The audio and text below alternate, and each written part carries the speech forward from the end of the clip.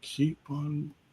What is up, everybody? I'm still got to get back. I don't do that many live streams anymore, so I've got to get back used to it. I'm doing like 5 this weekend. It is Dr. Vibe here, host and producer of the award-winning Dr. Vibe show, the home of Epic Conversations, and I'm the host of Epic Conversations, 2018 Innovation Award winner, 2020 Best Podcast News Award winner given out by the Canadian Ethnic Media Association.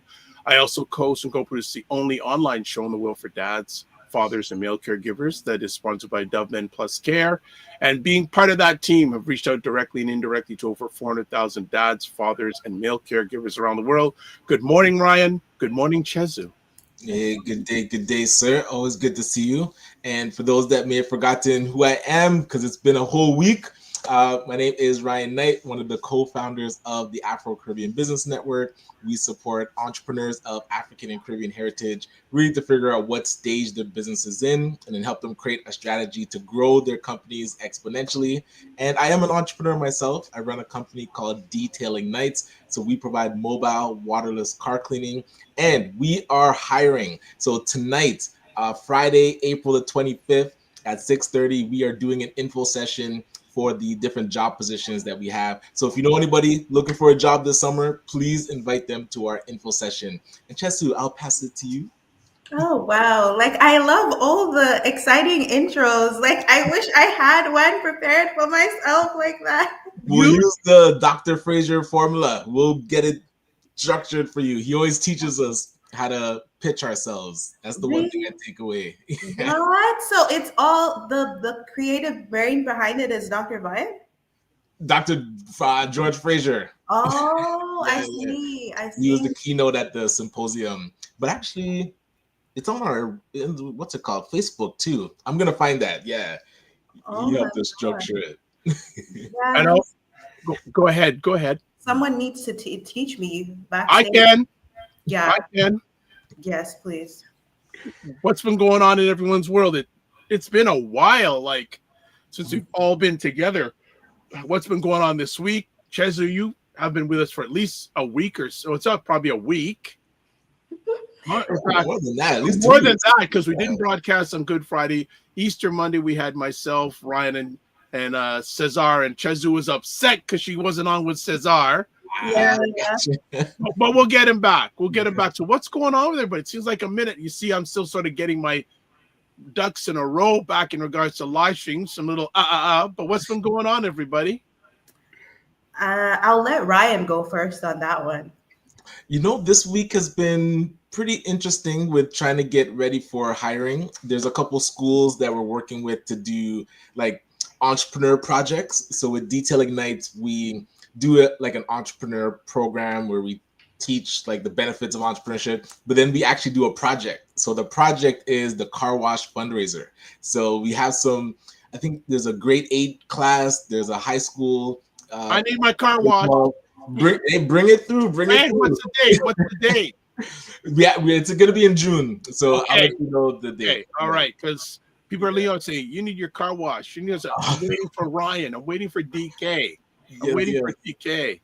So, and now we're starting to work with more sports teams because a couple parents reached out to me saying like, hey, would this car wash fundraiser thing work to raise funds for a sports team? Of course. So I think a basketball, soccer, 2 soccer teams, we're going to be doing fundraisers for them. So stay tuned for the pictures and a place to get your car washed. But also, because with the car wash, you can get a certificate to actually get the full detail too. So you want to take care of full end-to-end with your car cleaning. Very nice. Very nice. Everyone's Easter was good. Chezu, your Easter was okay? Yeah, my Easter was good. It was really good. I really enjoyed my Easter. Nice. So what's usually the, I guess, logistics with Easter? You have to go to parents, or how do you typically? So I hosted Easter this time. Woo! That is something I have never done. That's heavy lifting, man. Yeah, it was really hard because I didn't have enough furniture for everyone. So I actually hired out a table and chairs, and I set it up, and it was like people were like, whoa, like they were so Yeah. happy. And honestly, I had a nice time doing it, but it's so hard to host everyone because, You didn't invite me, oh, God. so how can it be the real jam without me? Can I come? What was being served? How's she gonna know that you didn't have a dinner to go to? You don't Yes, know unless you ask. Right. yeah. Listen, I thought you had something to go to. You know what? It was so hard because I did serve potato salad, greens, like the typical things, but then people nowadays are so like healthy, and like I had one uh cousin of mine who she is gluten free and dairy free. Oh Lord have mercy. wow. So it's like a So, combination. yeah, so not Australian. Go on. You only eat air.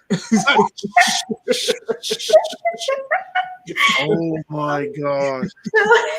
Imagine like trying to like accommodate to all the different people, That is personalities, tough.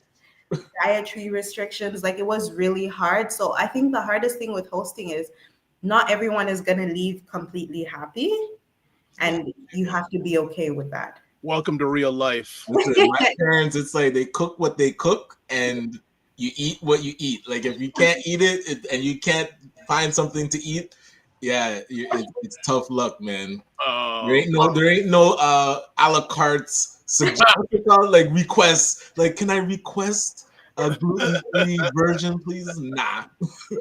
not happening. Oh, good morning. Fitness IQ says Monin. So good to hear from you, Fitness IQ. Artly Creative Event Agency. Haven't seen you here before. Very good to have you here this morning. And if you're up to it, please subscribe. We'd like to hear about what you do. And Just Toronado. Yes. Just Toronado is in the house. That is beautiful. Oh, wait. Sorry. Speaking of Easter, before we switch gears, I have a bit of a debate happening in my house right now. So, Okay.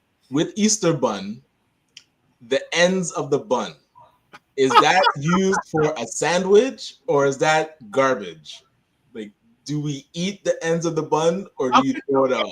I guess bougie people can afford to throw it out. So now expand that. So with all bread, is the end of the bread edible, or like for sliced bread, is the end of the bread edible, or is that garbage? I don't eat that much bread anymore. So if I did, I would still use it. And I'm not that bougie, sorry. You know what? I use it. I use the end of the bread. Like Okay. I use like my mom would kill me if I threw it out. Ooh-wee. Right. Actually, because I did a poll on Instagram. But Yeah. I have to check to see. I didn't check the results. Let me see if we got any results here. Where is it? Oh no. Okay. Oh, how do you check the results in Instagram? Well, you should Looking check. at it. Does it show? Oh, 100. Okay, Oh, so 104. Oh no, wait. Oh, view results. Here we go. It's 50-50. Oh my gosh. Oh. This is ridiculous. Oh This my. debate has not been solved. It doesn't show me who voted that it's garbage. I need to check who that was. These All right. people. So let's do some other stuff here. I was debating in my mind whether we should chat about this, but I want to make it short and sweet because I don't get in this content. Any comments about Shannon Sharp? Oh. It was a setup, bro. Oh, Even like it's very touchy because at any point a woman can say no, by all means. Mm, That is not in debate. mm. But the aggressiveness that this woman was going after him, it feels like a setup because then he'd be in a certain mode based on how they were talking to then say no at the end to trap him. So if she said no and he didn't stop, that's on him. But she was definitely a willing participant up to that point. And the way the timing of all of it is not is very suspect because he was just about to sign $100 million deal, and now this comes out. So I feel sorry for her if she was put in a position and did not feel safe, but she definitely was a willing participant up to that point. And it's unfortunate for him, man, because it's hard to come back from this stuff. Like, even if he's innocent, he can be destroyed. That is the part for a black man that hurts and makes me nervous, because even if you feel like you're doing everything right, an allegation can just derail everything. Yeah,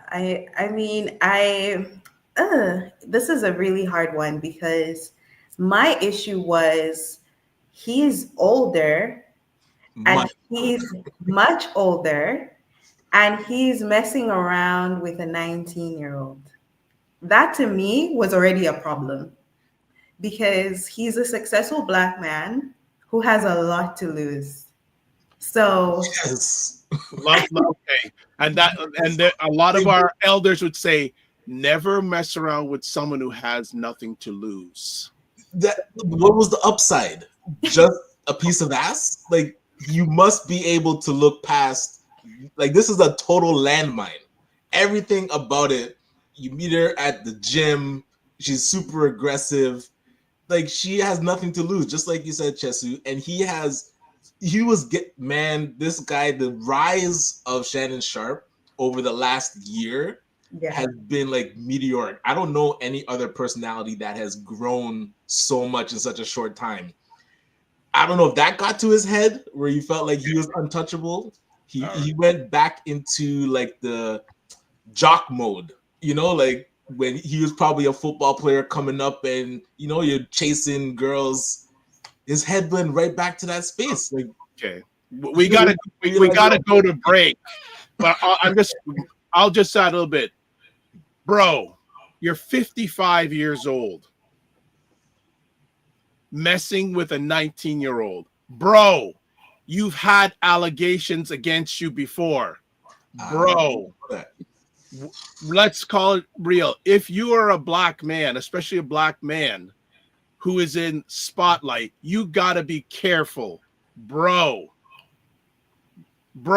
I don't see you donating any of your money to the black community, bro. And and you have a non-melanated lawyer, bro.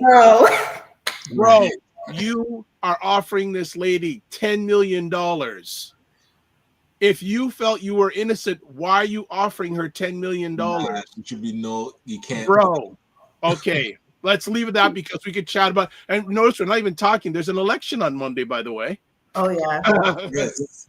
But we'll get to that after the break. And there's a whole pile of comments. Plus, we have a friend joining us today.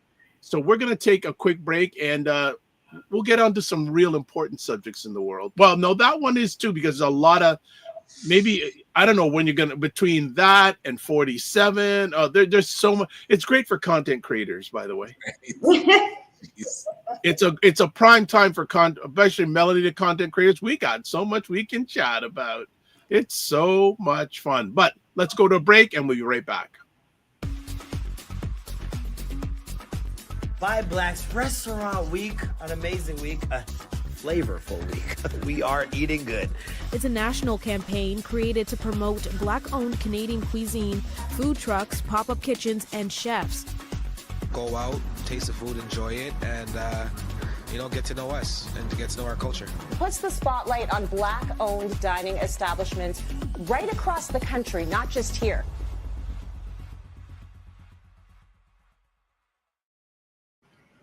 There we go. Yeah, mouth watering, drooling. Known as Ryan's Oxtail Week. That's what it's really known as. The search is on. So Scott Hills and Star Apples are very good. So we have to see who can knock them out of the top 2 spots this year. Yes, Carolyn.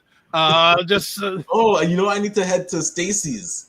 I haven't been to Stacy's yet. She was on her show last time. Yeah, I have not. And I think she does the oxtail patty. Is that right? Yeah.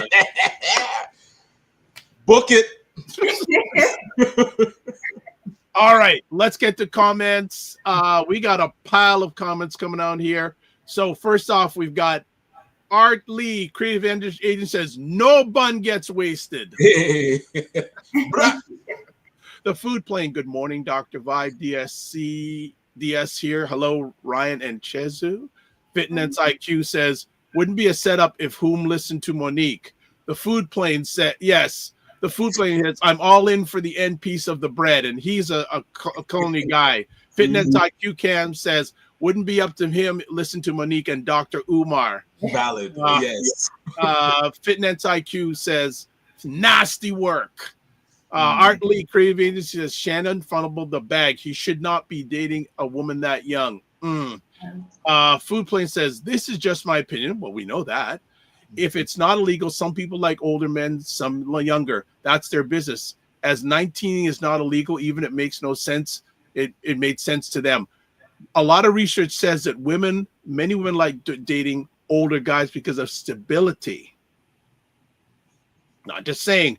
Just Toronado says discernment isn't about knowing right from wrong. It's about recognizing the trap before you step into it.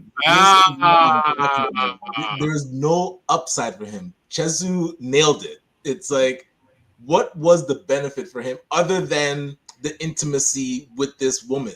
Yeah. Nothing else. She was not wife material. She was not somebody that can. Well, he's never been married, anyways. But this is what he should be looking for right now. Like you were saying, bro, you are grown. Fine. Well, that's an opinion. Grown there. Like, what are you working on right now? All right. The food plate says I'm not speaking to any other aspect of the issue. Just the fact that it's not illegal. Everyone has different preferences. Art Lee Creative Industry says. Talk the talk, Dr. Vibe. He knew better. Offer 10 instead of losing 100. Okay. That's the game plan of corporate America. Like when bad stuff happens, and it's wild because I'm watching Succession right now. I'm way late, but it's so interesting to watch how people with money use their money to leverage power. And this, like that move, that 10 million to get her to go away, who gave him that playbook? Like that is not an innocent man's playbook. All right. This is where it does not. Maybe in about 2 weeks we'll talk about this because there's so many other things going on. And I think I look at it from the economic side. Sorry. That's what I'm looking at. Food Plane says, but at the end of the day, if both people are consenting adults and there's genuine respect and care between them, it's really their business. It just hits the people differently depending on their values. And JG Mars, what is up, JG Mars from Colorado? Shannon fooling around with a woman almost 3 times younger. Last thing I'll say on this, there is some speculation. Matt Barnes, former NBA player, said Shaq may have something to do with this because Shaq and Shannon have major beef with each other. Oh boy. So there was an audio recording of Matt Barnes saying, hey, Shaq has something to do with this. Who knows? JG Mars also says Fox Sports, FS1 people just as bad. All should be fired. Yeah, you have wrong thing. Fox Sports, FS1 just as bad. Fox Sports and Shannon Sharpe was formerly of Fox Sports. There's also a lady named Joy Taylor that was involved in a sex scandal earlier this year. Oh boy. At that, and then Fitness IQ says nasty work. All right. Usually I give all the contact information, but you know what? I will because our friend that's coming on to join us, Cam Up. All right, let's make it quick. Please subscribe to the Dr. Vibe Show on YouTube and hit the notification button. I think we are getting close to 790 subscribers. If you haven't subscribed, please do it. Also, like the Dr. Vibe Show on Facebook, LinkedIn, and Instagram. In the Morning Vibe Discord group, email me at dr.vibe at the dr.vibeshow.com or click on the link there to advertise your business product or service on any of the platforms I'm on. Email me. And then Indie Soup Media. Did Dr. Technology tell me they're at 26,000 now? It is amazing. Independent content creator platform, a little over a year, 26,000 followers or subscribers. Sorry, subscribers. Get that different on YouTube. and I'm one of the contributors, and I'm also on the advisory board. All right. We're supposed to have someone joining us, but we're talking today about Gen Z. We were supposed to talk about it this past Monday, but we got so entrenched about other things that said, let's carry it over. And the nice thing is I was going to refer to an article by a famous lady named Mel Robbins. A lot of people know that name, Mel Robbins, entrepreneur, etc., etc. And then when I spoke to Chezu via digital, says, I've written an article on this. Nice. Comparing work ethic Gen Z versus baby boomers. And just to give context, Generation Z, often referred as Gen Z, includes individuals born from 1997 to 2012, making them approximately 12 to 27 years old as of 2025. So that gives some context. And then also, just to show her wares, we're going to show you the article that Chezu wrote. That's called, we've got it up here. Comparing work ethic, Gen Z versus baby boomers. Okay. So Chezu, can you give us a summary of your findings? Yeah, honestly, I was working with a startup in Vancouver, and they did live street interviews. It was sometime last year, so I may be a bit blurry with the details, but they did street interviews of baby boomers. And they asked them, like, do you think that Gen Z is lazy? Do you think and that the answers were like, COVID screwed you guys up, like. Okay, gotcha. So it was like the reporter, being more of a Gen Z, was now interacting with these and going back and forth. And it was just so interesting to compare work ethic, because boomers seemingly value determination, working really hard and focusing on that. And then Gen Z seem to value like work-life balance, mental health, trying to balance both and going after the career that they really like. And boomers, they just worked, like whether they their parents sent them to work and they were not supposed to come back home until the lights were off outside, So it was so interesting to see that. And it was just both of those perspectives. And then how do we find the middle ground? Okay. Now we're supposed to have Ray McMillan joining us. So I'm waiting for him to turn on his camera so we can get him on properly. So there we go. Ray is here. All right, Ray, what is up? Hey, good morning, folks. How you guys doing? Before we start the conversation with the Gen Zs, I got a rebuttal for Dr. Ryan. Why do black folks think that rich black people owe the black community something by donating funds to them? Well, why they? I mean, I always hear the comment, but Michael Jordan's going for the black community. I mean, why? Why is he supposed to? Why not? Why? That's not a response. Like, why? Give me one good reason. And the other thing is, you want to notice, a lot of times folks give money we don't know about it. That's true. So I do accept that point. But if you're going to give money and then make an announcement, then that's, you want to donate your money quietly. You're not doing it for the applause. You're doing it because you're giving for the cause. You know what I mean? Okay. So we don't even know who's giving and who's not giving. But we got to be careful with that conversation. Okay. I will accept your point. We'll certainly bring that up on another conversation topic, though. That's why I didn't want to get too deep in this, because it could dominate the whole conversation. Yes, it can. We don't want to become. We don't want Shine to distract us from our real issue. Shine's a very, very wealthy black man. So I mean, let black folks do their thing. He can hire 400 lawyers to take care of his situation. Let's focus on Chizu's article. You didn't send it to me. You sent me the old article, so I'm a little disappointed to get a chance to read it. I will get it to you. I will send it to you. Absolutely. Yeah, I agree with that in some part, but again, we don't know. But let's stop, because we'll rewrite the whole thing. So Ray, thing with Ray, because Stefan, what generation would he be in? Because what year was he born? Steph was born 92. I've got a Gen Z daughter. Okay, because Stephen would be a millennial, I guess. Yeah, Steph and Darren are millennials. Alika is a Gen Z. She's born in 97. And I'm a boomer Gen Z. Gotcha. All right. So then I'm curious, because technically, like my daughter, if it's 2012, she would be Gen Z, but she is turning 13.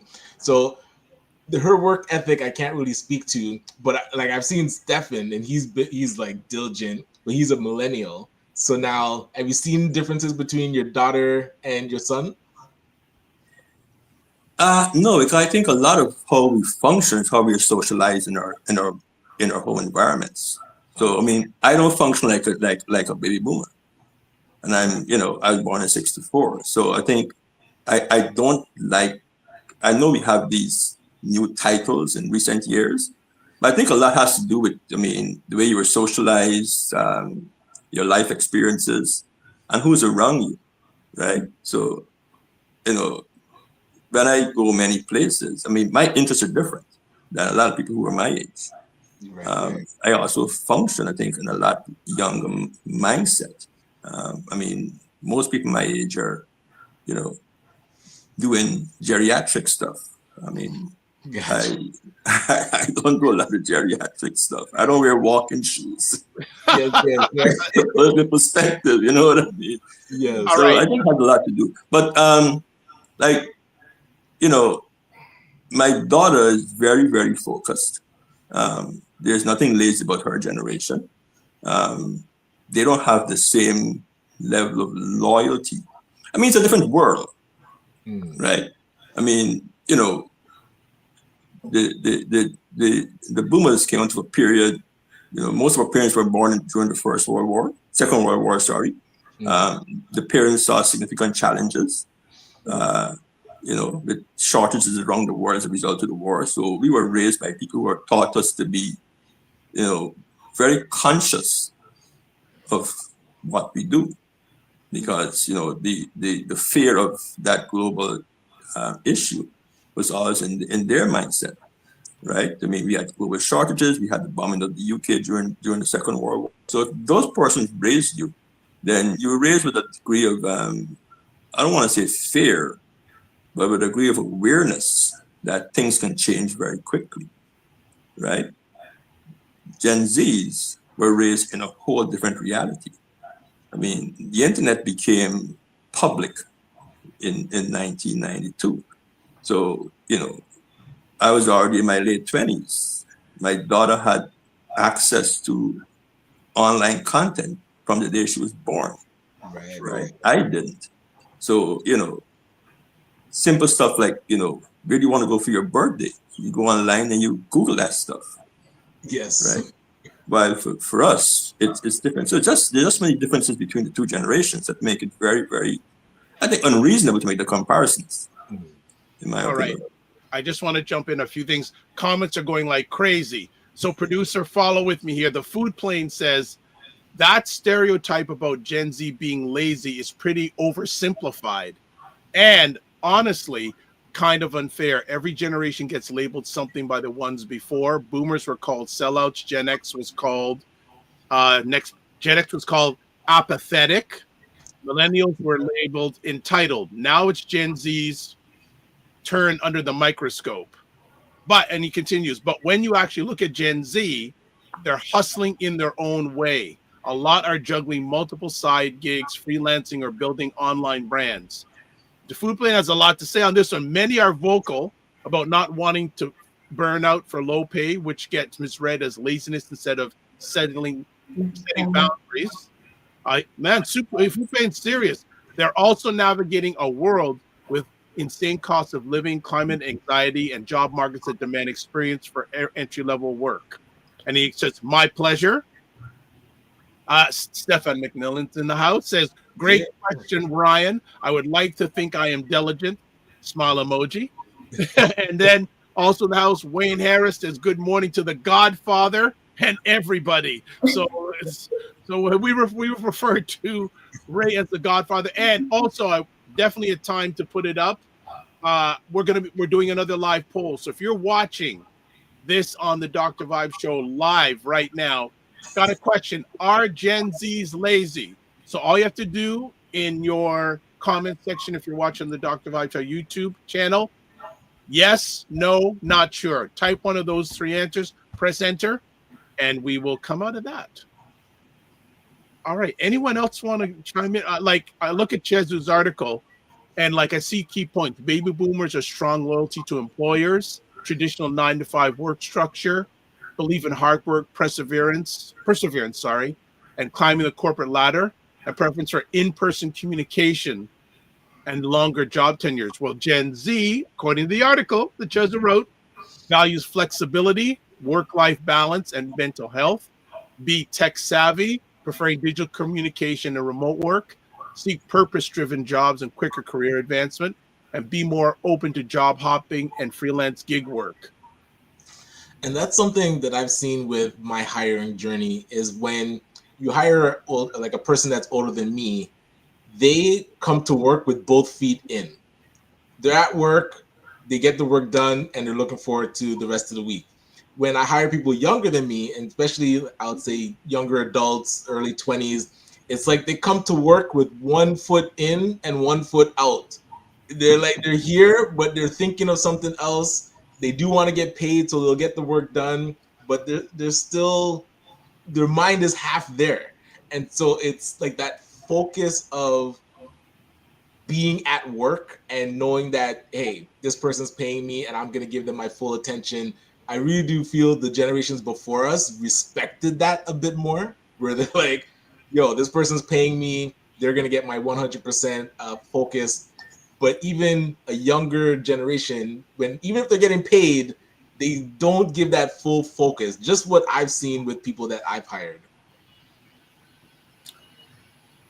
Okay, I just want to update. In doing the poll, either push 1, 2, or 3 and then enter. So 1 is yes, 2 is no, and 3 is not sure. Just wanted to update that. Who wants to add on to the comments? Let me ask you a question, Ryan. As an employer, right? Who is your preference to grow your business? Who will add more value to your business? Yeah, and that's where, you're trying to make money, right? And right. 1 foot in, 1 foot out. I don't think you have me make money, man. But then that's where a person that is older than me would expect, I would think, higher rate of pay, because now they're way more experienced. So they're not looking for entry level stuff. Like if we're going to bring in, I'll say more management staff or, like C-suite, that's where I would definitely be looking for somebody older. But then when we're looking for, let's say, detailers or area managers, because it's not as stable, that's where I feel, even though they're here, the pay doesn't match their experience. It's hard to keep them.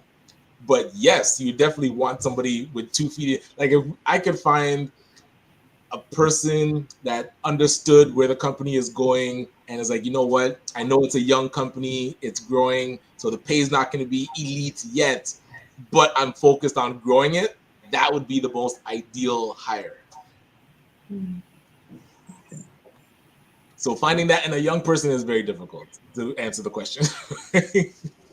But I have a question for you, Ryan. Like, do you think that equates to Gen Z being lazy, or they're trying to work smarter and not harder? Yeah, and Dr. Vibe touched on it. It's like that flexibility. I'm not fully committing to this until I see it can deliver the promise of, because you have interviews and you say this is what the company can do, but if you can't deliver that, and the patience part, I think, is what they're not lazy, they're impatient. Because today everything can be immediate. So I'm looking at my daughter, I'm looking at my son, anything that they want to buy, it can come immediately. They don't even know about the dial tone sound of internet, where we were taught patience because of the progress bar. It's like there was nothing else to do, because now when our kids are waiting, they can be on the internet doing other things while they're waiting in line, while they're driving in the car. When we had to wait, it was like nothing else to do. So that piece of patience with a younger company, I don't think a younger person coming in is going to see, okay, how long will it take for this company to hit its stride and start to grow? So if they were with me 5 years ago, well, that's a bad example because we're shut down. So let's say 8 years ago, when we feel like, okay, we're just getting our footing, they would be 1 foot in, 1 foot out. I feel like nowadays going forward, because we have a direct path for franchising and we're looking for different positions to help with that growth, it's easier for me to sell where the company is going so that they would focus. But before, when the company is just kind of getting its footing, 1 foot in, 1 foot out. I'm going to jump in here in a few things. Comments wise, Fitness IQ Cam says, so you want long-term employee for a seasonal type position? And that's my dilemma, because our company is seasonal. So there's ebbs and flows with how, not reliable, but it's seasonal. So now a person that is older than me would not want seasonal. They'd want, listen, 365 work days, let me know what it is, salary, and I'm good. You have me committed. But then that's not what we can offer, so it's hard to keep them. But now for a student, you're not going to get 2 foot in, focus, and it's like almost I feel like I shot myself in the foot. And I think Fitness IQ, because of how we structured the business, we almost have to figure out a way to make it stable so that you can provide that stability so people have 2 feet in. And that's come up in our strategic planning for sure. It's like, how can we partner with parking garages so that there's a set place that we can detail all year round? How can we partner with condominiums? Yes. So, you can't have it both ways. So I agree, right. Because we have to be flexible. To find a person that wants stability doesn't connect. The food plane says interesting, and also says, when we had to wait, we had to wait. Right? Right? So C Nurse K says there's a lot, good to see you, C Nurse K. There's a lot of turnaround in healthcare. I agree. It seems the loyalty is not there as much, but I respect it. Fitness IQ says, I understand the patient's aspect, which everyone adapts a patient after maturity. That's if they reach maturity. The food plane also says, like an 8-track, you want to hear the song again, you got to go around the block again. Okay. When he was different back then, well, it made sense to me. Hayton Morrison, good to see you. There was a time when you got a job that lasted for a lifetime and retired with a good pension. That built employee loyalty. Like, for example, my dad, he was a public school teacher in the same public school, basically the same classroom for 38 years. Wow. Stefan, good to hear. Stefan says, it could be an observation of the job market and how you can be disposable. Parents working for 20 years plus for a company, blood, sweat, and tears poured. The companies chant, quote, we are family, unquote. Right. Ray or Chezu, because Ryan seems to be getting the attack on the hot seat this morning. Anyone wanting to add? I have a question for Chezu, actually. Based on the comment Ryan made. So you are a Gen Z, right? Is that correct? Yes. Do you see, and I'm saying this very carefully, I'm not necessarily saying you are this way, I'm just talking about your general population. Do you see the impatientness of Gen Zs in the way that Ryan has described it as beneficial to the future or future society? Where they jump from, most of them, based on the articles that I've read, and I think based on probably your article, if I'm not mistaken, that they're not content staying in one place for long. How does that benefit our future society in a very general way? Honestly, that's a very good question. Very, very good questions.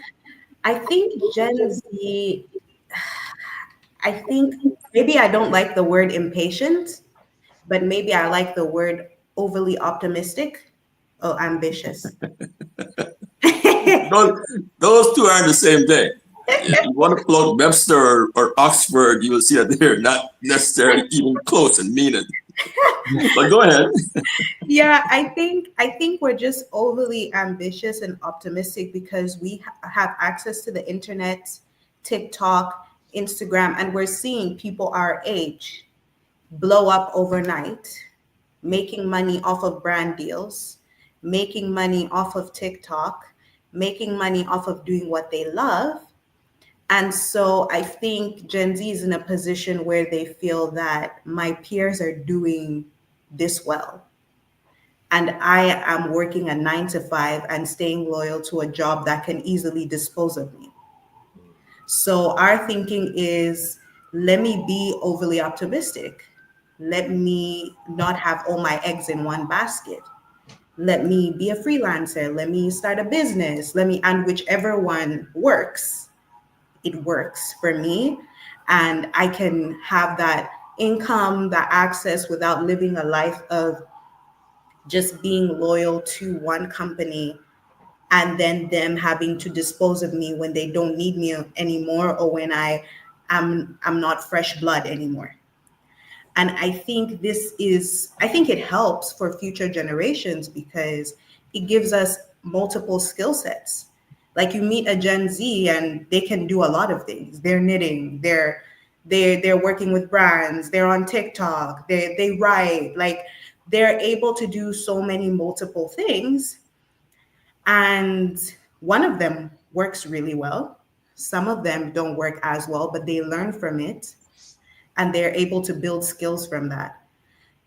Are there disadvantages to this? Yeah, there are disadvantages to everything. Mm-hmm. But I think this is the way that we've decided to do life. And yeah, I think to benefit the future, it would help us because we would be able to juggle a lot of things at once. And would also challenge like the corporate system to treat their employers better and to value them more. See, I was raised in a generation of what's the term they use again? Jack of all trades, master of none. Master of none, yeah. So I am singularly focused on what I do.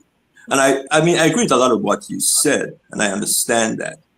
But let's talk wealth, real wealth now, in terms of dollars and cents, right?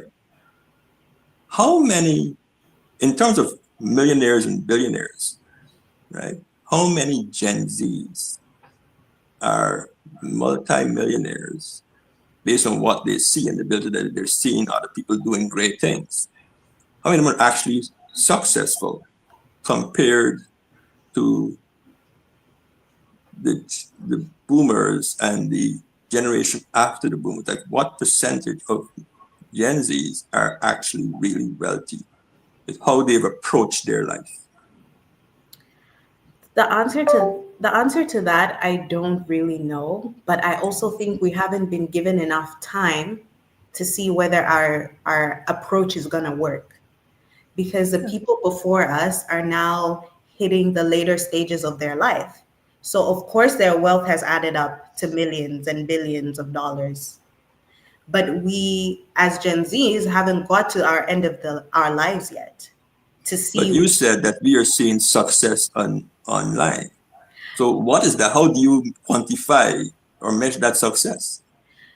So that's the thing. That success that Gen Z is seeing online, do we know whether it's long-term success? Or is it, if it's real? Or if it's real, we don't know. But we are seeing, right? Because for us, the internet is our main source. Like we believe what's on the internet. Not all of it is true. And a lot of it has to be fact checked. But when you see someone being able to make money off of brand deals and being an influencer, you don't know how fickle that is, but you're seeing someone make money off of that and you're seeing that it's possible. You don't know the long-term repercussions of it, but you're seeing that it's possible. I know one influencer who started on YouTube, and he was doing like makeup and everything. And what he did, because at that time YouTube was big, now it's like YouTube and TikTok, he saved up all that money and bought land in the Philippines, where he's originally from, and he's just going to live a quiet life there. So that's like another like way of how this can actually work if we know how to manage our money. But at the same time, we haven't got to the ends of our life yet to see how it's gonna work. But we would rather work in something that is fun for us than do something that we do not want to do. Okay. And I'm going to jump in. A number of things have happened, and another person is joining our conversation. So this is good. So let's do comments first. Stefan says, continue, but you get to pack up your belongings, thinking the career thing. Gen Zs are grouping that allowed to be taken advantage of. Okay. Fitness IQ Camp says, exactly. Companies aren't as loyal as well. Okay, right. Hayden Morrison says, there were also kids saw parents prioritize a job above all else. They also saw the company ship the good jobs to cheaper labor countries. Lesson to these kids, don't trust the company employer. Fitness IQ said, that's not a fair question. I don't know what question you're referring to, so you got to give more on that. She also says, great starting answer. And then she also says, don't get me wrong. Crypto is still new, but have made probably millionaires and billionaires. Would they be considered in the wealth? And I did do a little fact check. Estimates say 0.2 to 0.5% of Gen Z in the United States are considered to be millionaires, meaning 2 out of every 1,000 Gen Z individuals. Now, before we go further, we have someone else joining our conversation. Some lady named Dr. Tachi. Hello, Dr. Tachi. Cheers. My avatar is joining you today. How is everyone? We are fine. Hey, Dr. Tachi. Good to be on the show with you. Yes. This is the first time, I think, actually. I think it is, yeah. Nice. So what are you? Which generation are you, if I may ask? I'm X. You're X, okay. Yeah. So I consider myself more of an X than a boomer. I'm like the last 2 months of the boomer, and I don't like being called a boomer, but I have no boomer traits. So you're generally an X. It's kind of the way I'm like cusp millennial. So Yeah. it's that same thing, yeah. Yeah. Dr. Tachi, what you say, because you work with a lot of millennials. You and I work with a lot of millennials, but I want to give it over to you. Millennials and Gen Z, because I think the majority of our interns are probably Gen Z, and we probably have some like younger millennials among them. So I work with all generations, to be honest, because the university I teach at was actually founded for military personnel. So most of my students are connected to the military in some way. They're either enlisted themselves, wives, husbands of the military. And you don't have to be military to go to UMGC because it's part of the University of Maryland system. So here's the thing. Are they lazy? Isn't everybody lazy to some degree? I don't think that it is a Gen Z trait because, damn it, I know sometimes I'm lazy. But is it lazy or is it tired of the status quo and the way things are? Because let me tell you what I like about Gen Z. They will quit with a Post-it note on your screen and not feel bad about it, and challenge you to say something, and then say, and what?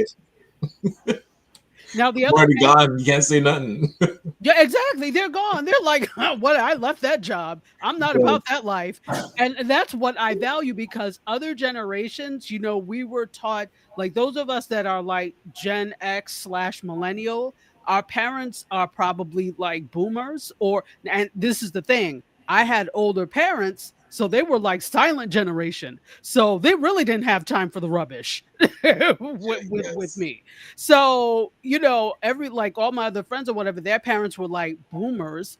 And yeah, I had older parents. So I learned silent generation things. The things of hard work and perseverance and saving, and no, you don't call off of work.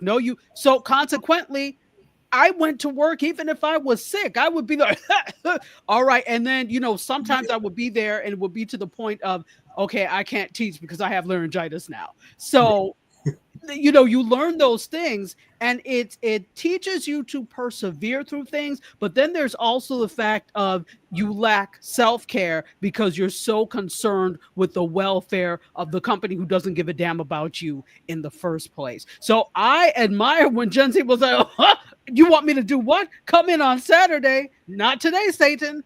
I quit. On the other end of that, though, not to prolong this, but on the other end of that, though, is a selfishness. So because you've been taught that you are the most important person in the equation, when you do quit with a Post-it note on somebody's computer monitor, you're not considering now somebody has to pick up what you did not do. So there's a selfishness ascribed to that as well. So I would like to see a balance between self-care and you're not going to talk to me anyhow, and this is what you hired me to do. This is what the hell I'm going to do. And let me be mindful that there are other people that are affected when I do things only for self. And that's why I asked Ryan the question I asked him. If you were hiring for the same position, who would you hire? Same position, who would you hire? So I admire a lot of the traits of the Gen Zs, like that. I gotta go get this. I'm not going to take much nonsense from anybody. But at the end of the time, you can build long-term successful businesses, which translates into successful societies with a population who is self-centered. Gotcha. Right. No, so I know, Ray, you have to leave in a few minutes, and I have a feeling, Ryan, you're going to have to leave in a few minutes also. So I want you guys to give any final thoughts that you have in regards to the subject, and myself, Chezu, and Dr. Tachi will continue. So, gentlemen, I hand it over to you to have any more thoughts. Well, as Ray was asking, that a player that you're looking to bring into your team has those qualities. It's like they have enough experience that they can bring value, and they believe in the mission and want to grow it with you. So now, where do you find that person? Hey, it's possible to find an older person that says, you know, I want to start with a company that is younger and help it get to like the next milestone. But typically, you're going to find somebody younger who's willing to take the risk. Because right now, when the company, like I was saying 8 years ago, was riskier, it's more difficult to bring in somebody that wants stability. But then now that it's becoming stable, we're used to bringing in younger people that might not have the experience and might not have the 2 feet in to drive it forward. So it's like, do you groom from within? Do you teach the skills to those that you're able to bring in? Or do you go out and recruit from an older generation because they already have the skills, and now as you're becoming more stable, you go find the stability?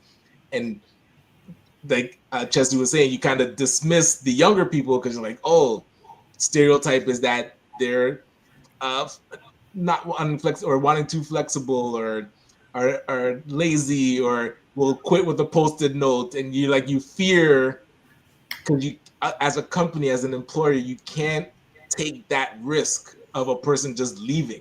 You want to invest in somebody that you know is going to stay.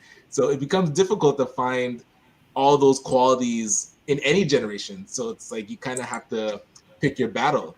But then you start with less risk and then go to more risk. So that's where it's difficult for, I'd say, Gen Zers, or what's the next one, Gen Alphas, to get into positions of stability and growth, because typically that's not even what they're looking for. They just want to come in, ride the wave, and go on to the next thing. Employers, I can't run my business with that kind of wishy-washy thinking. Well, if there's any consolation, I quit my last job before Gen Zs were born in exactly the same way that they quit their job, their Post-it note. I'm out, man. I had enough of this. Right. So Jesus laughing. So I say again, I think a lot of the cohorts we found ourselves in have a lot more to do with how we're socialized and our lived experiences and our travel experiences and that. I mean, if you grew up in parts of the world where you saw simple living, rural parts of the African continent, rural parts of the Caribbean, and then you find yourself migrating into larger cities. You have a different perspective on life, regardless of your age, just based on your lived experience. Whether you're 30 or 12, you know what I mean? That will shape how you think. And then your home environment. I mean, I think for a lot of Gen Zs, that's why you alluded earlier, they've seen their parents work 40 hours a week. They were never home.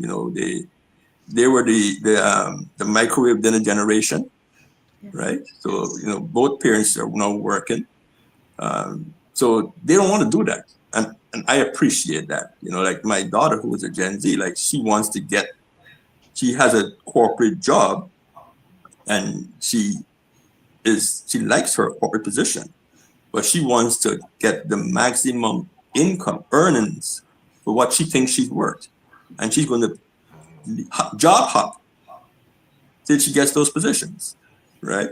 But for most of us, we would have stayed in the same job, hoping for a promotion, and then you grumble when you're overlooked for the promotion. While I think the current generation, the Gen Z, they'll just say, "No, thank you very much, man. Put that post-it note on Dr. Tachi's computer. I'll see you when I see you." Exactly. Absolutely. Well, I know, Ray, you have to leave. So as always, I want to say thank you for taking the time to hang out with us as always. And if people want to get a hold of Ray, there's website, LinkedIn, Instagram, bi-weekly on Wednesdays, himself, his son, Stefan, and Andrew. Yeah. Andrew. It's not bi-weekly, actually. It's once a month, every second month. Sorry. Yeah. Check it out. Really great show. Great aspects in regards to money and all the different things it's related to. Any final words you have for us today, Ray? Man, I had fun. Thanks a lot. I'm starting to get a chance to get in on the Shannon Sharp conversation. I think you cut me up because you know my perspective on a lot of those things. No, you and I are going to have. You got some celebrity gossip. Listen, man, I want to be part of the celebrity gossip. You can't leave me out of the celebrity gossip. I like celebrity gossip also. You know what I mean? It don't serve me any purpose really in my life. But I don't mind being involved in the basic conversations. You know what I mean? We will have that conversation. Definitely, if not online, live, definitely offline in regards to that, because that's a whole thing. I said I should have never went there, but I knew people want us to get even touch up. We will get there. But as always, Ray, all the best to you and the family, and thank you for giving the most thing your time for us today. Have a good one. Thank you very much. Cheers, Ray. Great being here, Dr. Tachi. Great meeting you, Chezu. Ryan, see you, man. Yes, all sir. right. Take care. All right, Ryan, do you have to depart? I do. My apologies. That's all right. It's all right. Okay, so we'll see you on Monday, which is election day in Canada. Yes. So it will be absolutely. So enjoy. Have a great weekend, my brother. Same to you. Later. Cheers, Ryan. Thanks, Dr. Tachi. All right. All right, we've got to do a huge reset because there have been so many comments. Chezu, you're good for time? Yeah. And Dr. Chat, you're good for a few more minutes? Correct. All right. Okay, so producer, hang with me. We're going to start with this comment. Okay, we'll start with this one. The food plane says, Dr. Tachi's in the house. So, hey, food plane. All right. And C Nurse K says, it seems like people are waiting longer to start families, which gives them more time to explore their career path. So one of the reasons they're waiting longer because it's not cheap to start a family. Most don't have the responsibility of providing for their family. Wayne Harris says, younger people are sometimes delusional as to their value to a company or a role. Gen Z wants to work for companies that align with their ethics, whether that's sustainability, diversity, or mental health support. If the company doesn't walk the talk, they're out. Yeah. Artly Creative Agency, the world will change overnight when the baby boomers pass on. It is changing already. Yeah. The food plane says, because Gen Z grew up with the internet, they're more likely to find efficient or unconventional ways to work. That quote, shortcut, unquote, mindset can be mistaken for laziness instead of resourcefulness. Food plane, you are in on this conversation. Loving that. Wayne Harris says, lower barriers to entry, greater access to information, harder to focus, mistaking passion for income earning. C Nurse K says, Dr. Tachi, you are 100% correct. If I were to pass on, they would offer condolences, then replace me immediately. Next. Yes, we are replaceable. Food Plane, mix of both. Gen X brings death. Gen Z brings energy. That combo is powerful if you can get them to respect what the other brings to the table. Wayne Harris says, the younger generations know that corporations ain't loyal, so they reciprocate. Yeah. Wayne Harris says, transactions versus loyalty. Article Creative Agency says that self-care is so important. And then finally, Food Plane says, but if I had to choose on general traits for sustainability, leadership, or mentorship roles, Gen X. For innovation, tech-forward roles, or audience engagement, Gen Z. Wow. Okay. We are right up to date. So just to do a reset here, we are talking about the subject today. Are Gen Zs lazy? Are they lazy? So we are continuing the conversation. Dr. Tachi, I think you want to add something. Yeah, sorry, excuse me. No problem.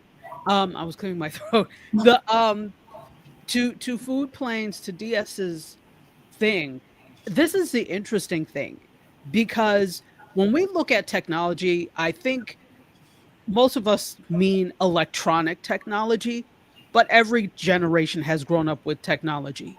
And abacus is technology. Anything that is an extension of your senses that makes tasks easier is essentially technology. So, but we've all used technology to mean computing, apps, etc., and it's more than that. But if we're looking at that, every generation basically had it available, but maybe not readily accessible. So if we look at computers, they actually really started to be implemented in the 1960s. My mother actually did her master's thesis, and she had to run, albeit it was the old mainframe computers where you use punch cards, but she still had to run the statistics on a computer. She didn't sit there and figure it out herself. So now, if we're talking about who grew up in a home with a computer where you had a laptop, etc., a lot of Gen Xers did. We started, like, when we were in elementary school, we had computer classes. So we were the start of the generations that had readily accessible computers. Now, did everyone have one in their home? No, we did, though. So I'd always grown up with computers. And then again, let's talk about the video gaming age. What are video games? Fun computers. So you talk about like Atari, ColecoVision, all those things, the home video games. You grew up with some sort of computers. And so it wasn't, we were all kids at the time, but adults bought them and they were also playing them as well. So you essentially, boomers did have access to computers as well. All right, when we talk about phones, you're talking about the first cell phones, for example, that were mass produced and mass distributed. That was the 90s, but cell phone technology has been out through the 80s.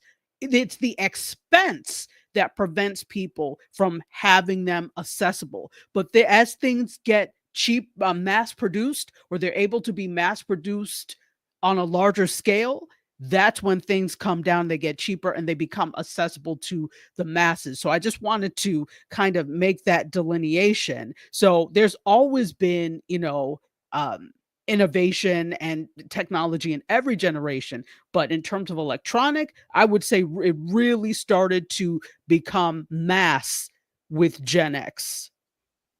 Point well taken. And Food Plane says, good point. So Food Plane is in agreement. Wonderful. This conversation. I will, for myself, to chime in here. Working with Gen Zers, one of the things that I've seen increase with numbers of them is the whole area of mental health. I've working with student interns over the last 2 years, the instances of mental health is increasing amongst that generation, which was I knew it was out there, but to experience it directly with some young people that I've been working with, and it's really a big concern of mine. May I add to that I think here are the things. Older generations were taught to tough it out. It's not that mental health issues did not exist. And especially if you happen to be of immigrant parentage, sad for what? You don't pay bills. Your only job is to go to school. Okay, so you don't go and tell I grew up with that. I grew up with that too. That exactly right. Exactly. Anybody who grew up with certain generations, and then particularly if your parents were immigrants, you had that whole thing. There's no such thing as you should be honored. What are you sad for? What problems do you have? And the reality is, if you're human, you are susceptible to any of these things. And it does. And I think there was also the thought process with mental health issues. Oh, no, Africans don't have mental health issues. And I'm like, okay, well, if you think about, and then, Black people don't, right? Mm-hmm. But if you think about much of the trauma that on the whole, many of us have gone through, or as a people, we've gone through, why wouldn't there be something that's not quite right? Mm-hmm. The whole field of epigenetics actually looks at how trauma is internalized and then becomes part of your DNA. Now, it can be changed. You have to work through it. But if you don't take the time to work through it, which many people haven't, because it is seen as weakness to go and seek help for those types of things, it just becomes deeper embedded in your DNA. And then generations play out that trauma. It's real. So you wonder why, but it happens. And the fact that we have gone through past traumas is a testament to that fact. Yep. Now, again, I'm talking about Black people specifically, but this happens with anybody. This can happen with anybody. So I think you're right. It's come up more, but that's because it's more acceptable to say that something is wrong. Yes, agreed. I just want to do a reset here. Again, we're doing a poll if you're watching live on the Dr. Vibe YouTube channel. Are Gen Zs lazy? Press 1, enter if you think yes. Press 2, enter if you think no. Press 3 if you're not sure. Right now we have the not sure, but I'm sure. I said, sure. I think that people want some more engagement. I'll also put up another post for people and other things. We would like to get some more results on that if you are up to it. Chezu. Oh, one more comment. The food plane. This is the food plane's. He should be on this. He should be live because he's certainly rocking with a conversation. He goes, Gen Z came out of the age during school shootings, economic instability, the pandemic, climate anxiety, and nonstop social media pressure. The constant sense of uncertainty made mental health a central issue. I can't disagree with that from my end. Chezu, you want to chime in on that comment? Yeah, I was actually going to say, like, to Dr. Tachi's point and the food plane, in the article, I did write about how COVID definitely affected our mental health, because we were having to be locked away and shutdowns and quarantine. And some people who lived in different states or different countries were not able to see their families. I remember my sister was studying in China and she was coming back home to see us at the time. And she had just made it in that the shutdown wasn't there and we were able to see her. And I remember at that same time, I had to come to Canada for school. So I was coming to Canada during Canada's lockdown. And then when I came in, my mom and my grandma first got sick of COVID-19 and she died of COVID-19. Oh, my condolences. Oh my goodness. And then, thank you. And then sorry.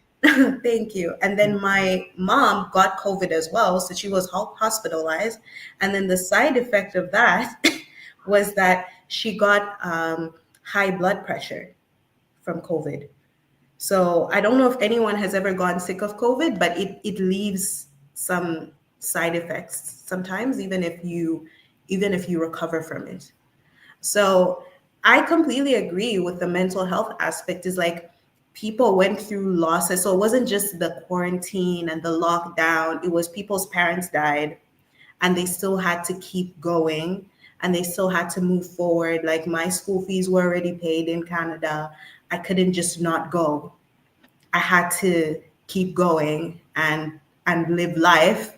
And so I think we're just at a point where we've seen and experienced a lot. And I think other generations have too in their own right. But I think we've decided that we're going to prioritize that over everything else because life is just too short to prioritize anything else. So I completely agree with that sentiment. And, I worked in childcare at the YMCA, and we had a scare of school shooting where someone called in the school and said that they were going to shoot the school and come in and kill all the children. So we had a whole evacuation manual that we had to follow, exits and everything. So we're experiencing this like in real time, and we're having to just internalize it as normal and still have to go on living this in spite of. So I completely agree with all those factors and why we would prioritize our mental health over everything else. Wow. Chezu, you've lived a life. And then some. Well, again, I'd like to express my condolences on the loss of your grandmother. That is, wow. Yes. Thank you. The food plane says, grew up in the aftermath of the Cold War, the rise of divorce rates, and a time when latchkey kids were the norm. Mental health wasn't part of the public conversation. Also adds, therapy was stigmatized or seen as something, quote, seriously wrong, people, unquote, needed. The grind culture was strong, especially in the 80s and 90s. You didn't talk about your feelings at work, you pushed through. Also adds, Gen Z may see Gen X as emotionally unavailable or out of touch. Gen X may see Gen Z as too fragile, overly sensitive, or too dependent on validation.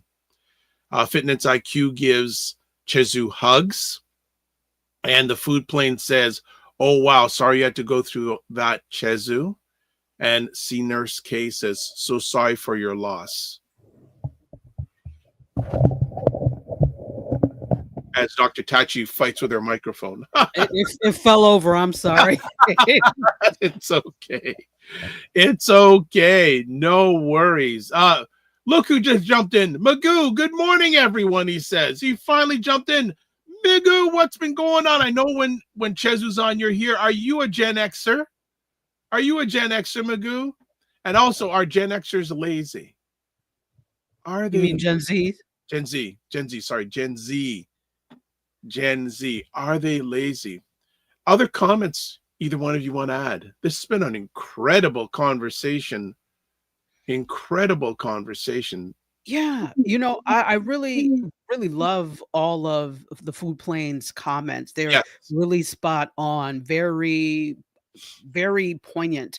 I think with the whole thing, this is interesting because he brought up latchkey kids. So all of that was a time when you could leave kids in the car by themselves. You could you would go home and your mother's like, don't open the door for anybody.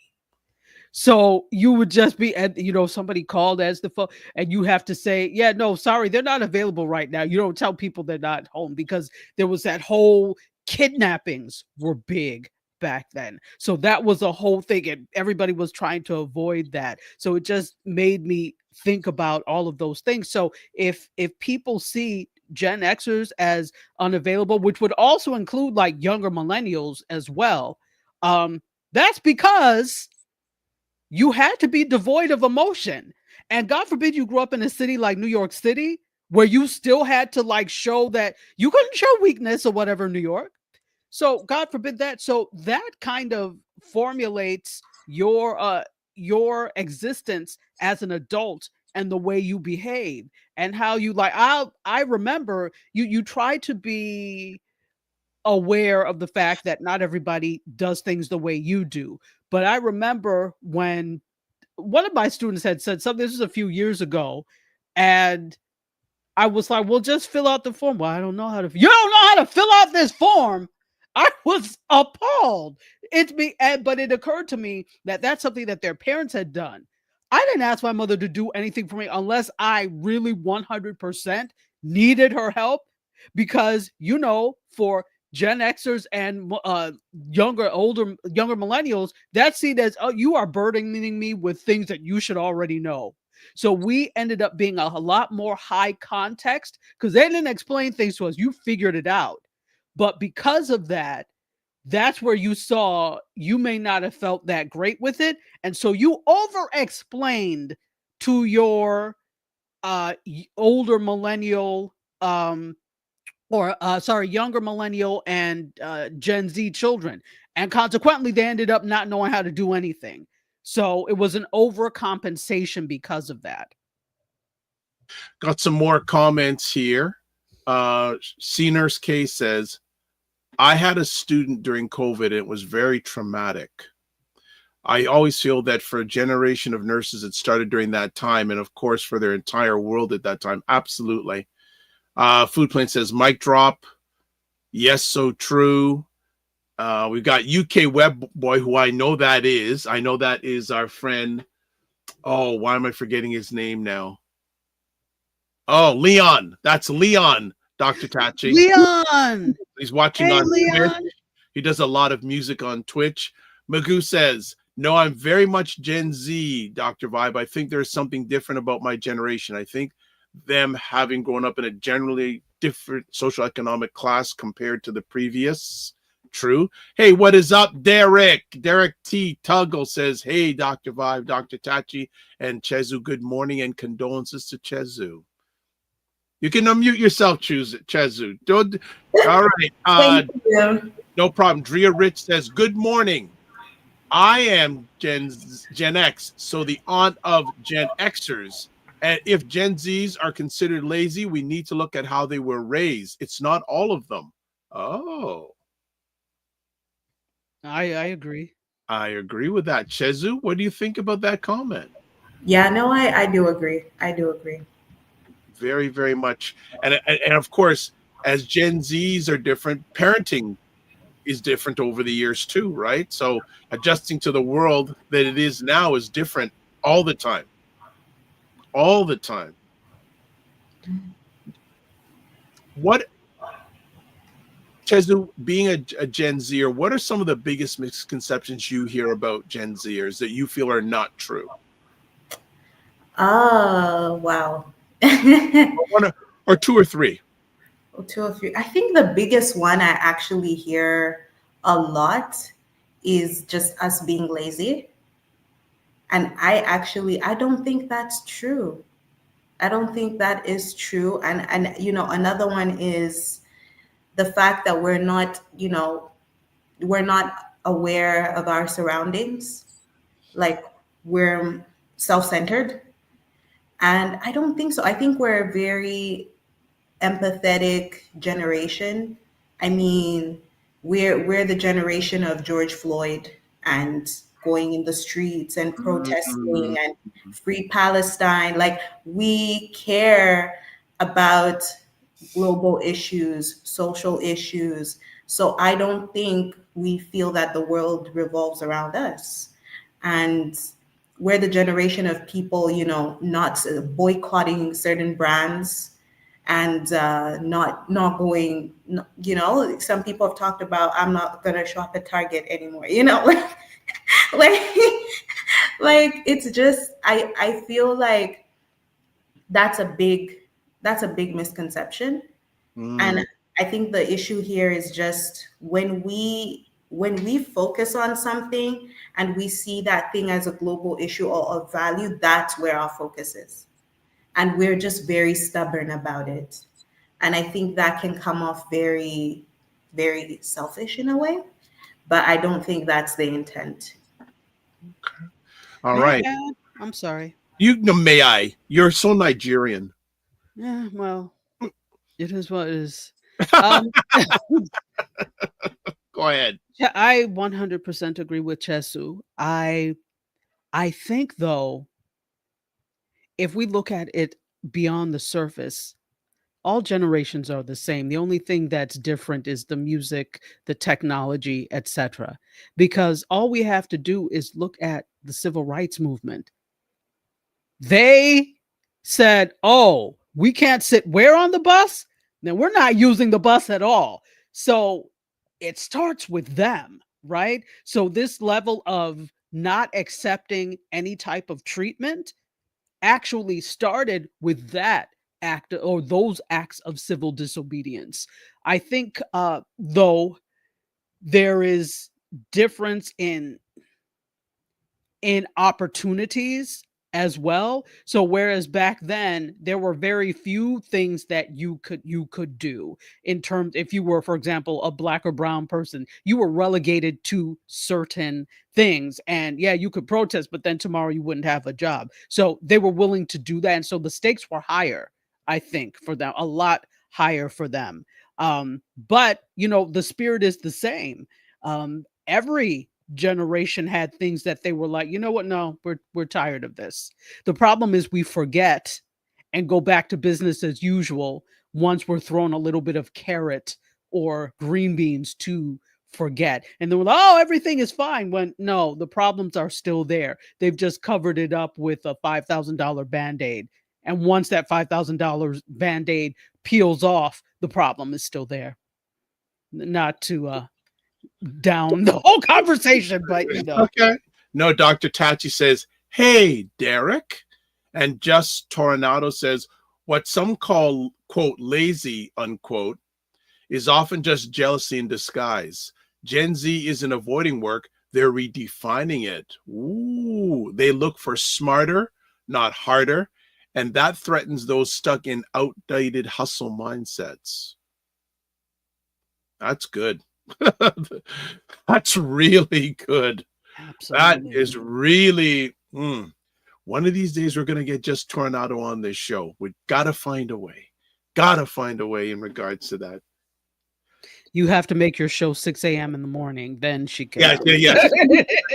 Right after a 6 a.m. show, then she'll come on. After she finishes, she probably doesn't want to be back online again. But that is so cool. Good stuff. Yeah. Anything else, ladies, as we start winding it down? Because I know you both have, well, Dr. Taji has nothing to do, but Chezu, I know you have things to do. Anything else you want to add? I wanted to add to what Dr. Tashi was saying that, I don't know if you heard last year about what was happening in Kenya and they were protesting against. Yes. Yeah. And did you hear what they were saying about Gen Z? They were saying they only fear two things. That's hot porridge and hot porridge and marriage. That was the only two things. They did not fear death because they were being killed. Yes. They were being killed. And to me, like Dr. Tachi was saying, we saw that somewhere, right? We didn't just come up with it. We're talking about Rosa Parks, like she's saying the civil rights movement, like we saw that from somewhere. And we are just, like she said, the generations are more alike than we think. And I think there's more that actually brings us together than puts us apart. So, I completely agree with that statement. All right. Also, comments still coming in. Love this. Food Plane has a question for Chezu. What do you think is Gen Z's greatest strength? Wow. Oh my God. Does anyone want to add to that question? Does anyone know? For me, even though I'm not in that group, is that they, how can I put it? They've taken the stuff that their parents have, the bad stuff their parents have gone through, and they don't want it for themselves. They figured that out, saying, hey, I don't want that kind of lifestyle because I've seen what it's done to a lot of our parents in regards to emotional, physical, relationship health. And they're saying, hey, I don't want that. I don't want that. Not just off the top of my alleged mind. For me, it's the fact that you all found Audacity on sale somewhere and you did the buy one get one free, because wherever that Audacity is on sale, please let me know, because I need that same Audacity. It's that goes beyond the audacity of hope. It's like, even you know your worth, Yeah. and even if you're worthless, you still assert that you have some level of worth. Even if you're worthless or useless, you'll still assert that. Like, other people, other generations may sit and think for a while, like, am I really worth? You're like, I'm worth it. No, I don't know how to do surgery, but I'm still worth XYZ. So that's the greatest strength, in my opinion. Our producer says, intelligent, smart, get to answer quickly. Chezu, what do you say? So we save the best for last. Oh no, I honestly I agree with Dr. Tachi. Like, I think for Gen Z, I was gonna call it stubbornness, but I think what she said, where it's just about audacity, I think that's what it is. It's just, we are just so delusional, like we're confidently wrong sometimes. And we are just like, we don't care. It's like this, and it's gonna get done like this. Like, it's just that delusion. And I think like she said, like, it really makes us believe that we can do anything. Like, we can do anything. The sky's the limit. As we start winding down the conversation, I'm going to put up a poll for those who are watching live on the Dr. Vibe Show YouTube channel. Just rating what you thought about today's show, today's conversation, from 1 to 5. 1 saying and 5 being out of bounds. So just press in either 1, 2, 3, 4, or 5 in the comment section on YouTube on the Dr. Vibe Show and press enter, and we'll give you the results of that a little bit later. But I don't think the family wants those, because more comments are coming. Teresa, hello, Teresa, says, yes, Chezu, I agree that not all Gen Zs are lazy. I am very proud of 2 Gen Zs that I have raised through Chezu, including, so there's that I've raised, including Chezu. They are very hardworking and responsible. Okay. Magoo says, just Tornado. I agree with this statement. I think we have more courage to speak our minds and voice current issues and injustices, and not as much care about the public eye's opinions. And I say, you guys say what you want to say. You don't hold back, which is a beautiful thing. That whole political correct thing, right? C Nurse K says, I have heard the stereotype that Gen Z do not cook and just order out all the time. Just Tornado says, tell him, Dr. Tachi. Tell him, Dr. Tachi. Magoo says, beautiful statement, Chezu. Thank you for sharing light on Kenyans. The Kenyan emoji flag. Teresa said, Gen Zs are fearless. Wow. And the food plane says, love my Dr. Tachi. Love my Dr. Tachi. All right. People, if you're watching on the YouTube channel, can you please rate the conversation? All you have to do is press a number, either 1, 2, 3, 4, or 5, and then enter. We want to know, because we want to know what you think and how you're thinking about the conversation. That's all. Not asking too much, am I? I don't think I am. All right. Okay, as we wrap it up today, any final comments before we, as Dr. Tachi say, exit stage left? Any final things that we want to share out? No, I really enjoyed. I always love having Dr. Tachi. Like, she's so funny. Like, and she's not even trying, but she's so funny. And always, Dr. Vibe, thank you for having me. I enjoyed Ryan and Ray, and it was a fun conversation. Dr. Tachi. As usual, stellar show. I really enjoyed being a guest on, even though it's just my avatar representing today. I enjoyed it. So thank you for having me as usual. Thank you. The digital mic is always open for you, Dr. Tachi. You know that, but I just got to tell you that. Any more stuff coming up on Indie Soup Media that we need to know about? Well, we are winding down. This is actually today is the last day of the not of the season, but for most creators, this is the last show of their 8-week run. For those who have 8 weeks, and so on Monday we start the encore season where we replay all 8 weeks. Then we take a break, a much needed break. So after we come back for break, that will be the summer 2025 season, and we'll have some new creators on board then. So I'm just getting everything aligned and in place for that to happen. Okay. So some final comments. The Food Plane says, I highly enjoyed this show. Well, you were highly part of the success of this show, my man. You made it happen. C Nurse K says, great conversation as always. Thank you very much. Derek says, I would say depends on how they were raised. Since my niece at 25 does real estate and can drive semi trucks. What? Hello. Ambition in that bloodline, I'm telling you. Props. The Food Plane says props to everyone in the comments. Great conversation. Just Tornado, great show and conversation. Right back at you. All right, let's show the poll. Let's get the poll up, and then we'll do our final thoughts. Look at this. 100%. People thought we rocked it out of the park. Very nice. We appreciate that. That's cool. All right. Let's see what we got to do. It's a number of things. Chezu. That's where you can get a hold of her at Ches_writes on Instagram. And in many of the comment sections, that contact information is there. I didn't know she was going to jump in, but Dr. Tachi, Indie Soup TV. There's the information, YouTube, website. If you want to touch base with her on Instagram, it's at dr_Tachi, TACHI. All right, let's do some final things. Subscribe to the Dr. Vibe Show on YouTube and hit the notification button. Like the Dr. Vibe Show on Facebook, LinkedIn, and Instagram. Join the Discord group.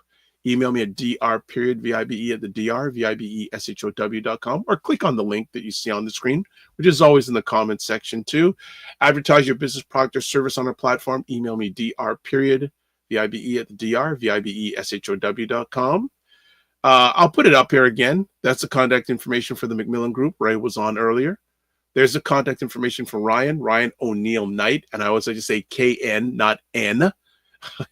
And LinkedIn, Ryan O'Neill Knight. Instagram at Ryan.Knight99. Email workwithme@RyanO'NeillKnight.com. This is where you can get a hold of me. Website, the dr.vibeshow.com. YouTube, Facebook, and LinkedIn, The Dr. Vibe Show. Instagram at The Dr. Vibe Show. X, dr.vibeshow. Email address dr.vibe@thedrvibeshow.com. You can also, this is also broadcasting on Substack. Thank you very much. So we got our Substack family, and you can also catch me on Blue Sky at drvibe_bsky.social. And then finally, you can watch replays of this epic conversation on the Dr. Vibe Show, YouTube, Facebook, and LinkedIn. Also on the Afro-Caribbean Business Network on Facebook, and Ryan O'Neill Knight on YouTube. And it's just crazy. I was looking this morning. This is broadcasting live on 9 different platforms right now. That is crazy, but that's a beautiful thing. Distribution. All right. I think we're finished. Are we finished, Chezu? Are we finished, Dr. Tati? Yes. Thank you. As Queen Latifah would say, ladies first. Live your life as a dream. If you can dream it, you can make it. Sometimes you have to get smaller to get stronger. Block assumptions. Aim bigger, aim better, aim higher, aim wider. Love, faith, and respect. Don't just manage your time, manage your energy. Remember to give yourself grace. And if you're, you know what? Remember to give yourself grace. And I'd say if you're not making money, make history. Try to do both and always make it better. Over the weekend, primetime Saturday, 5 p.m. tomorrow. Black Canada Talking, 5 p.m. on Sunday. All these are Eastern time. 8 o'clock Sunday evening, Black Men Can Talk. Monday morning, if you're watching this before the 28th of April, It's election day in Canada, so I'm sure we're going to be chatting about that. And then I'm seeing if anyone's up to it, I'm going to see if I can get some Canadians together, Black Canadians together, talk about the election results on Monday night. I am pretty sure I can get Cesar on. Chezu, if you want to join us, we'd love to have you. And then next Friday, we have Wayne Harris. I have a feeling we're going to have Perry Douglas joining him to talk about the election results from a financial aspect for Black Canadians. So I'm going to be like Dr. Tachi and probably not get too much sleep for the next week. God bless. Peace to you all. Keep the faith and walk good.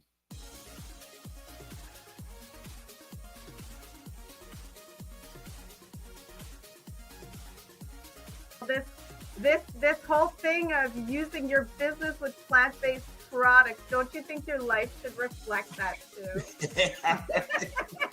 Juke him, Carolyn. Juke him. The family loves us here because they're saying Fitness IQ Can says put a wig on to get in. Oh God. Oh my God. Like the ideas are just coming fast and furious here this morning. What? Okay, look at this. Global Women Ambassador. Good morning. Look forward. Okay.